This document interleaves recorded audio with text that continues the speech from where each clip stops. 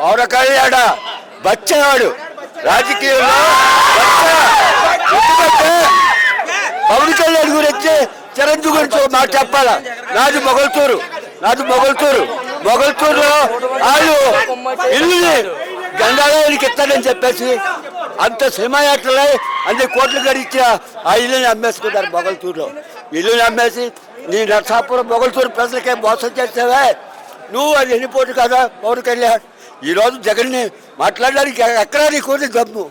అలనాడు తల్లి చనిపోతే నల్లకాలం నుంచి నేటి వరకు ప్రజల మధ్య ఉంటూ ఎవరికైనా యాక్సిడెంట్ అయితే వాళ్ళు పలకరిస్తూ వాళ్ళకి నష్టపరిహారం ఇస్తూ పాదయాత్ర చేసి ప్రజలు మన్నన పొంది ఎంత పైకి వచ్చారు ఈ జగన్మోహన్ రెడ్డి.